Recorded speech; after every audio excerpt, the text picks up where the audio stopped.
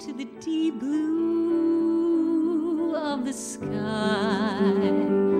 Your eyes and the river of wind blowing gently through the trees. The forest crowned with a halo of gold this fall. And once again I fall. Thank you, Nina Bell. That was such a great visual. One of my favorite places to walk is the woods behind the Swanson Retreat Center. And I have two chow-chows, Zoe and Rufus, and their cousin is Moshi. So I'm kind of Moshi's Aunt Bee. And I love to take all three of the pups out into the woods. And so it was just a great visual of fall leaves and fall trees. Thank you. I didn't mean to pile all this stuff right here while I was yakking. I meant to say, Kate did a great job of dropping a few hints. Today's topic is prosperity. Genius, y'all.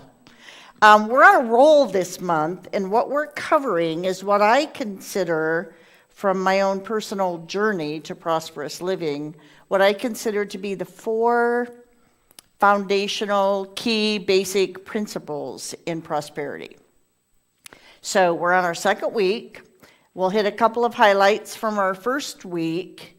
One thing that I do want to touch on, the discussion group that we're having after each service is open to whoever wants to show up. So whether or not you were able to show up last week, you're very welcome today.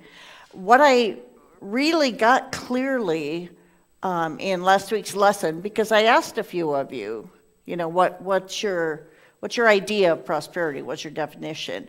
And we talked about that more in depth in the discussion. It really becomes apparent to me that while prosperity is it's a principle, it's a broad universal idea, it's also very personal. That we each have our own very personal perception and definition and meaning of prosperity, which is what gives it life in our lives. So Charles Fillmore, one of the co-founders of Unity, wrote that prosperity is the conscious possession, keyword conscious possession of the idea of God's abundance behind all things. Yes? So knowing that we know that we know. And spiritual prosperity is founded on the knowing of the inexhaustible, cannot run out, cannot be depleted, omnipresent, everywhere present, substance of spirit as the source of supply. So substance, which is this, is the core ingredient of prosperity. We need to understand that substance is the invisible ethers, the invisible energy out of which everything comes, that we can see, touch, taste, feel, all the 5 senses. Did I run by all those? Close enough for government work. So substance is the energy out of which everything comes. We need to really get that idea to really start to apply divine law and divine principle. Our favorite quote, well, I use that term loosely, my favorite quote that we shared last week comes out of our textbook, Heart-Centered Metaphysics. This is written by the esteemed Reverend Paul Hesselbeck, who is a metaphysical master and one of my metaphysics teachers. True prosperity is first and foremost about the mind.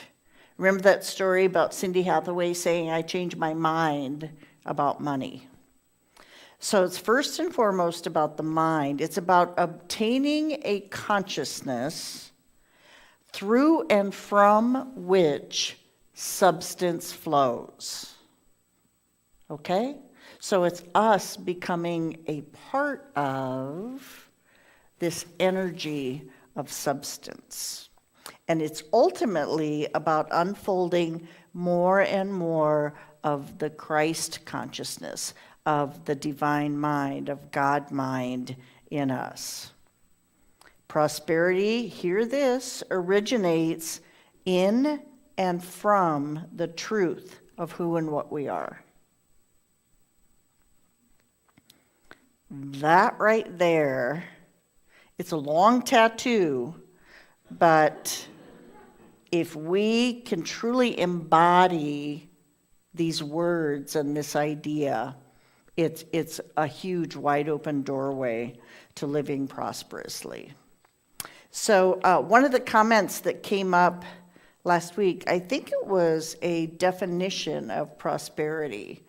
Someone said prosperity is about being in the flow. And I did a little piggyback on that and said, I think it starts there about being in the flow. And then as we move along the continuum and move along in our practice of principles, that we become the flow, that we become a consciousness that is united with substance and the principles. Remember I said last week, if we know one thing about prosperity this month, let it be knowing that prosperity is not out there, it is within. It's an inside-out job. Fillmore wrote about prosperity being akin to the kingdom. Jesus taught a lot about the kingdom is at hand. Kingdom isn't somewhere else. The kingdom is at hand. And I believe that when Jesus was talking about the kingdom, he was talking about all good. He was talking about abundance. He was talking about the ocean of substance in which we swim every day. Every day. You all have heard the little story about the fish and the swimming in the ocean, looking at each other going, where's the water? I keep hearing about the water. I can't figure out, where's the water? So we're swimming in this substance. And prosperity then it's a divine idea. It's already in us. And it comes to life when we practice these principles and these laws that we're learning about this month. So let's start with the big nut today. We're in Revealing Word, which is basically a dictionary of metaphysical terms that the genius Charles Fillmore put together. The two laws that we're covering today, the first one is the law of giving and receiving. It's the law of substance that equalizes all things. To realize and maintain divine order, which somebody also used divine order as one of our definitions of prosperity last week in the group. To realize and maintain divine order, substance must have, where's Jim Green, an inlet and an outlet. You got to have a way for it to flow in, and you got to have a way for it to flow out. I could mention the pond, but I won't. So to demonstrate substance as supply, the law governing it must be recognized and kept. Those who do not open themselves to the inflow of substance don't demonstrate supply. And all who refuse the outlet also fail. Readiness to give and readiness to receive are equally essential. You think? Can't have one without the other.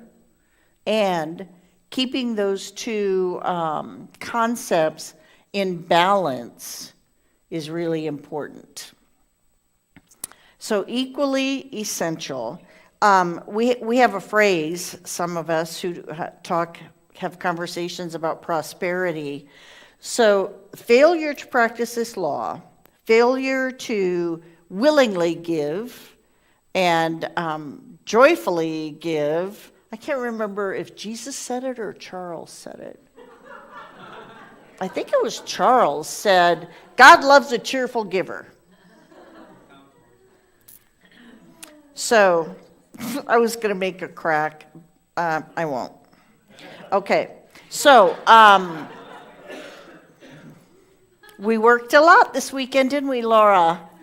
Running on fumes.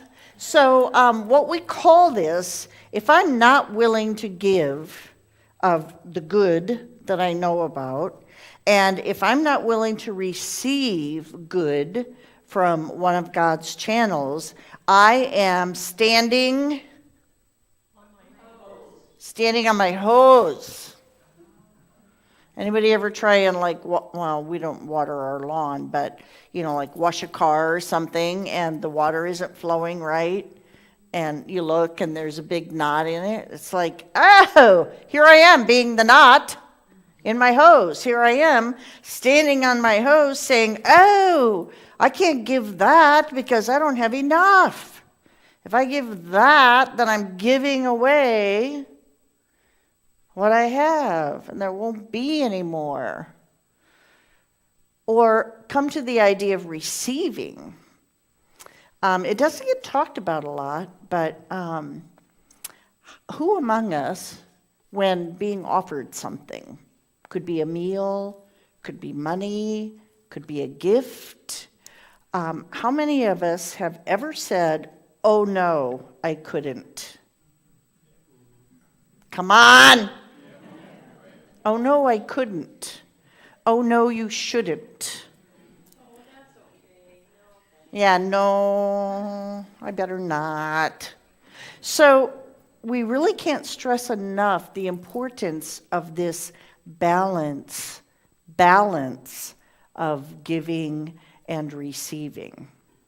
How many of us have been on the giving end of, oh no, I can't? Yeah. And we know how that feels, right? It's like when I want to give something to someone, I get really excited about it, and I have a lot of energy around it. And if I'm giving from love, and if you're not willing to accept it, then you be standing on not only your hose, but you're kind of standing, I'm in charge of my own hose, I get that. But you're standing kind of on my hose too, right? You know that kind of downhearted feeling when you want to give something to someone and they're like, no, I can't. So I'm just asking us to notice that, our practice of both giving and receiving. Now, there's a second law that we're covering today, and I'm back to heart-centered metaphysics. It's called the law of tithing. Tithing, this section is written by Fillmore. Tithing, giving a tenth of one's supply to God and God's work. Tithing is a tacit agreement that humankind is in partnership with God in the conduct of our finances. Tithing, which is based on a law that cannot fail, establishes method in giving. It brings into the consciousness a sense of divine order that is manifested in one's outer life and affairs as increased efficiency and greater prosperity. Got that? So tithing, it's a spiritual practice. It's a divine law. It's a spiritual practice, and it establishes method in our lives, which connects with divine order, mind, idea, expression. And then Eric Butterworth, who was a prolific writer, Unity minister, says tithing can be a way of getting into a giving consciousness. Interesting, but it's not a substitute for a giving attitude, which we'll talk about it a little bit when I touch on my story about when I started tithing. Are Vern and Audrey here today? No. The great need is to give way to the divine flow. Tithing can be an excellent means of achieving the giving consciousness. So, how many people feel tension, discomfort, fear, shortness of breath, heart palpitations around the idea of being invited to tithe? One or two people. Everybody else is very cool with it, huh? Like I'm wasting my breath this morning. If we're all already on the bus, everybody else on the bus already? I know better. So many years ago, I talked about when I learned about prosperity here at Unity, and then started on the path with denials and affirmations. And then Vern and Audrey Eggleston offered a class called 4T. It's by Stretton Smith. It's a prosperity class, 12 weeks, big commitment. So I signed up, and in the very first session, I learned that the class participants were being invited to tithe 10% to UnityCR during that 12 weeks. Fear, tension, shortness of breath, heart palpitations. I'm not meeting my monthly nut now. How can I possibly give 10%? Long story, a little bit shorter. I was able to voice that, to say how afraid I was. And the folks in the room talked to me about the divine law, talked to me about the spiritual practice, and I'm pretty sure I heard the word trust. And I did trust and respect the people that were in the room. And I knew they weren't just shooting the breeze with me. I did not start out as such a cheerful giver. I did not start out with like glad-hearted giving. I started out, it's kind of that scripture, I can't think what book it's in, but Phil and Dorothy Pearson used it all the time. It's called Prove Me Now, that the windows of heaven will open. I was like, I'm testing this law. I will do what it takes to do my tithing, and by God, there better be something happening. So, I'm just telling the truth about when I started tithing. I started tithing because I knew I wanted to live prosperously. I started tithing because I knew that there were divine laws and principles that governed prosperity. And I knew that if I expected to live prosperously, that I needed to activate those laws and principles. Like, that makes sense to the logical mind. So I tithed. And over the first couple of months, I'm like, I'm still not feeling prosperous. I'm still worrying about whether what gets deposited in my checking account is going to cover the checks that I need to write for my son and I for our weekly living. So I was really still missing a couple key pieces to the puzzle that we're covering this month. I had not yet embodied the idea that prosperity happens from within. I hadn't yet embodied the idea that prosperity is about the consciousness, about the mind. So, not knowing what I didn't know, after my 12-week white knuckle commitment was complete, I started messing with my percentage. I'm like, well, maybe it would maybe just 7. Just a notch, cut it down. And then, well, what about, let's try 5. So for many months, I kind of went up and down the scale, and meant long time I did that. The results were not favorable. Is anybody surprised?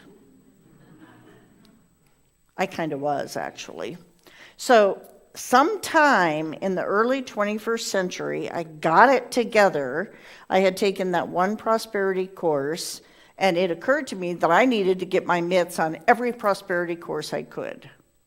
So I got people to teach them here, and I went to Unity Village and took courses. I mean, I fervently wanted to know what the tools were, and I wanted to know how to work them. So when I started taking these classes, I got back on the tithing horse. I've been teaching prosperity classes for 12 years now. One of my favorite topics because I've learned so much about it. And one of the premises of teaching a prosperity course is that you're asking the students to make a 10% commitment. So I did that for the first several years. And being the person that's receiving the tithe and turning it to the office for deposit, I knew what people were giving during the class. And everyone had signed off on their 10% form. And I also knew that I can do math if it involves a 10. So, if somebody's giving $5 a week, I'm thinking, wow, I have a hard time believing that person's living on $50 a week. You know what I'm saying? So it really bothered me, the integrity thing. So what I came to over the years and over conversations with many of my peers, some of who agreed with me and some didn't, what I came to was when we're making that tithing commitment, I think people need to make their own commitment that they can live with. So I started putting a blank before the percent. And we would have quite a conversation about it in the tithing class, the prosperity class, and I would talk about what it means to choose your percent. Anybody here know Elaine Fisher, my Mother Mary? She used to quote to me a quote from our third minister here, John Cuddeback. If it doesn't hurt when you're given, you're not given quite enough. So Elaine and I used to laugh about that. So we have that conversation. I'm asking you to make a commitment to your own personal percentage. Let's say for grins from now to the end of the year. And I'm asking you, whatever percent you choose to begin with, like edge that up just a notch and make a commitment that you are willing to keep. This is, yes, will it benefit Unity Center of Cedar Rapids? I hope so. Because we're here, this building, this center, these people are here for this community. But the person that it will benefit the most are the people who make that commitment. Only if you're interested in living prosperously. And that might be just a few of us, but I'm guessing it's a whole bunch of us. So, it's an integrity thing. It's an interest and a curiosity about how prosperity works.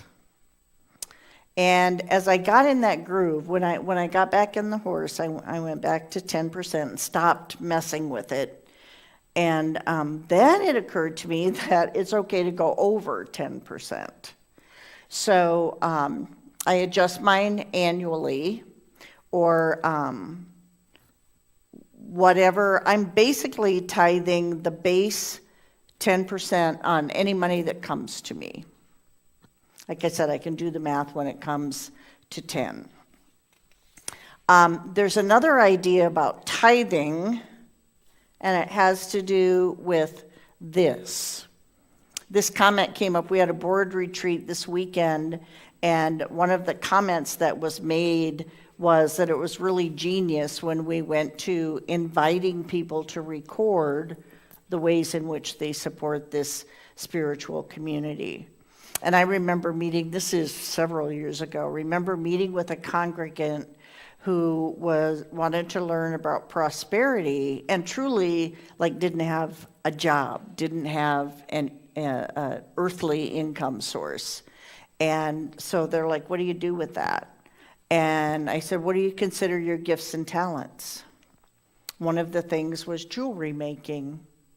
So this person made jewelry and brought it to the the Sacred Grounds and Books, and it was sold in Sacred Grounds and Books with the proceeds going to UnityCR, and that's how they figured out how to tithe. And then later coming to me with this great success story on stuff that had opened up in their life because they found a way to give. So when we go into our discussion group today, we're going to kick around thoughts and perceptions of these two laws. And I think it's important to talk about our fears, to talk about that shortness of breath, and talk about the heart palpitations and the doubt and the skepticism of it. Because if we're not talking about that, we're not working through it. Yes? So the soup won't actually be in the community room, it'll be in the classroom. So we'll gather over in Strong afterwards and dig with some more depth into the conversation. So in the meantime, bringing with us whatever stuck with us about the law of giving and receiving, and bringing with us whatever stuck with us about the law of tithing, let us settle into our seats this morning, and let us allow ourselves a delicious space in our day, in our week, a delicious space to simply open the door to divine idea, divine wisdom, inviting divine idea to become apparent to us. What is our interest in personally living prosperously? What does that look like for us?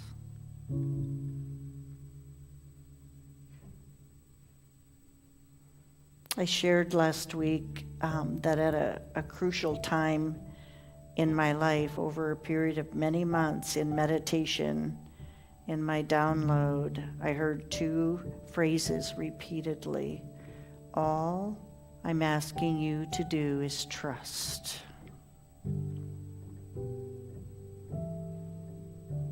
Spirit is source, substance is supply. I swim in it. I am the avenue of it. All I'm asking you to do is trust. And the second thought that came in was, all I'm asking you to do is take the first step. And so on this holy ground and in this delicious moment, if we are ready and willing, this is our time to commit to trusting. Spirit is source, everywhere available, always present. And we might invite the question if we don't already know what our first step is. What is my next step? Show me the way. Here I am.